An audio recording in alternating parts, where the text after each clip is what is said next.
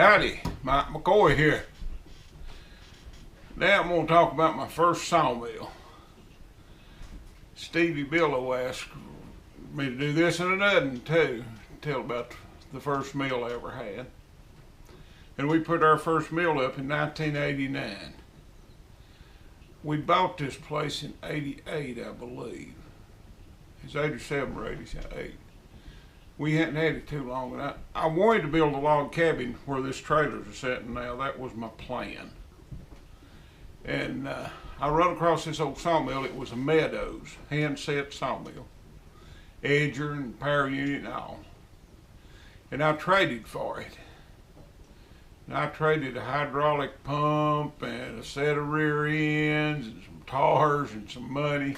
I forget what all I traded for that thing, but I traded for it and got it, went and got it. Bought it off old boy out next to Bavard. And they're still sawing. I don't think he's still alive. He may be. If he is, he's like 90 years old, but I think his boy's still running the mill there. And he had bought a bigger mill. It was a handset mill, and I actually went and looked at it. And I didn't buy it. And he bought it and I bought his. And we brought the thing home and I restocked it and set it up and everything. And it was a good little mill. It had a Minneapolis Moline power unit on it. And you had to crank it to start it with a hand crank. And you could crank on that thing a half a day before it'd start. And supposedly it'd start on gas and you could switch it over to kerosene. And we did that a time or two. But if you didn't switch it back to gas, you'd crank on it all day the next day to get it started. But we got it going. And the first day, it took us basically all day to saw 2 logs.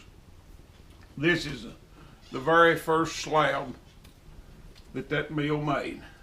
You can see we wrote the date there. It's April the 20th, 1989. And I saved that slab. That's the first slab that ever come off that mill, me pulling and leaving. And we saw that little old jack pine or yellow pine log and a poplar log. And it took us all day to saw them. Me and Mary Ruth was killed that evening. And I told her, I said, God, I don't know if we want to be sawmillers or not. And really, I didn't buy it with the intent of making a living with it. I bought it in the intent of maybe cutting us out a log home package. And, you know, just something to play with. For logging was our bread and butter. Well, that was in April. In January of that year, I just about cut this hand off. I don't know if you can see it or not, but there was a chainsaw went between my fingers and went to right there. And it just took the whole side of that finger off, knocked the end of that, and I took the whole plumb to the bone, plumb down through there, a good inch and a half down my hand. And they told me for a long time that this pointing finger would never bend again. It'd just be there. But thank God it healed up, and it's like it never happened now. But that really put us in a bind. So that happened in January, and that hand doctor told me, said, it'll be June before you can work. Said, don't even think about it. And I mean, the bills keep coming in, whether you can do anything or not, you know. And there was old boy, here's a veneer buyer, Mike Netherton. He's dead now. He died young. He wasn't 45 when he died. Brain cancer got him. But anyway, I had some pretty good white oak on that job I was cutting, and he brought his saw over there and he cut them, and I run the dozer in one hand, and him and Mother hooked them, and we pulled them out and loaded them. And he pretty much gave me every penny that them logs brought. I don't think he got a dime out of it. When he was dying, I called him and told him I appreciated that, you know, and I did.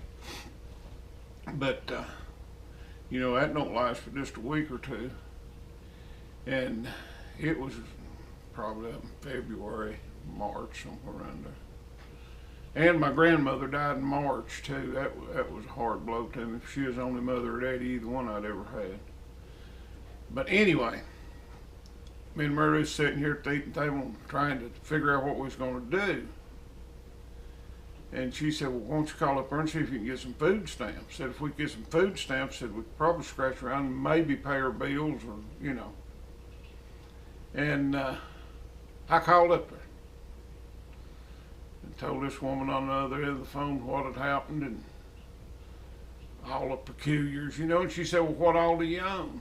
And I named off everything I owned. And all I owned was this place, I didn't have that place in Madison County then, and a logging outfit in that old sawmill. Her exact words was, oh Lord, how mussy, you can't have no food stamps. Said, you own too much. I said, okay. Hung the phone up. Mary said, what are you gonna do now? I said, I guess we'll have to either sell a mill or sell a logging outfit in one to, you know, make ends meet. She said, which one will bring the most? I said, oh, logging outfit will, quite a bit. She said, sell it. So I put an ad in the paper that day, and I sold the bulldozer, the knuckle boom, and the log truck, and called it a better day and never took a penny from the government. And I'm proud of that, you know. But that's what got us in our first mill, was me getting hurt, and we started sawing. That's all we could do then, you know, for I didn't have nothing to log with. And I traded around, or I had traded around, and I'd bought an old Massey Ferguson industrial tractor with a motor bed in it, and I fixed the motor on it, and I used it like a forklift. And I actually traded the knuckle boom for a flatbed truck, and we used that to deliver lumber and sawdust and stuff with. And we went from there. And the old mill done all right. I later on sold that Minneapolis molding. There's old boy come by here, and he was kind of a smart aleck like guy. And he looked around and he said, well, you don't need that old big motor on a little old peanut mill like this. Won't you sell me that motor? And that thing was so weak, I was just easing it through some red oak there. I mean, it would have, that motor couldn't have had 100 horsepower. And I said, you give me $500 and you'll own it, buddy. He said, I'll be back at the truck in about 30 minutes. Here he come back, we unhooked the belts off of it, and I set it in the back of his truck. So here we had a sawmill, no power unit. And I bought that old UD-18, and we sawed with it for a long time. And it finally wore out, and I bought another UD-18 and put it in there, and that's the one that blowed up. But that's how we wound up with our first mill, just out of desperation more than anything else. And we finally got leveled out there and made a good living with it. I can't complain. We cut a lot of house logs on that mill. And then in 97, I think it was, we bought the automatic mill down there. And the reason I got it was Chad was old enough to help me and stuff, and we needed to create more money because, you know, he was getting grown and he needed a living too. And we run that mill hard from 97, 98, 99 till about 2000 or 2001, somewhere around there. And I started cutting back, and we run it for a long time, just me and Mary Ruth and Chad. And well, maybe not. We may have run that thing long for 5 or 6 years. I know we cut a lot of lumber down there in that hole, a lot of lumber. We had a Peterbilt knuckle boom truck, and we had a GMC 5-star General road tractor, and log trailer, and chip man, and flatbed trailer, and we cut a lot of lumber. And I started dealing with an old boy out in Robbinsville, out in that area. One of the finest people you'd ever want to meet. And he was a broker in lumber for me. and we was really doing good with him. I mean, he'd come all the way from Robbinsville. That's probably a 2-hour drive from there to here, hour and a half anyway. If we had a problem, I mean, he's just a good guy. And it got too easy. Greed got me on that. I was giving him like 10%, you know. That's $10 on $100 on 1,000, like $5,000–6,000 load of lumber. You give him $500, and I thought, well, these people buying that stuff. I'll just cut him out and stick that money in my pocket. When I cut him out, the lumber buying stopped instantly.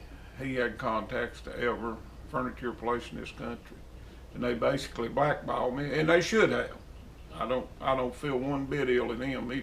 If anything, he already felt ill at me for doing that. But and he's come by and seen me several times since. It's never been mentioned.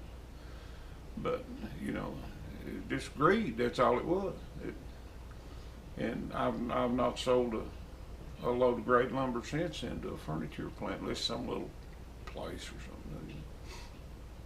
And then we got into cutting house logs, and we cut a house log after house log. And that boy that I'd done the video on, I think we've cut him out 14 or 15 house patterns.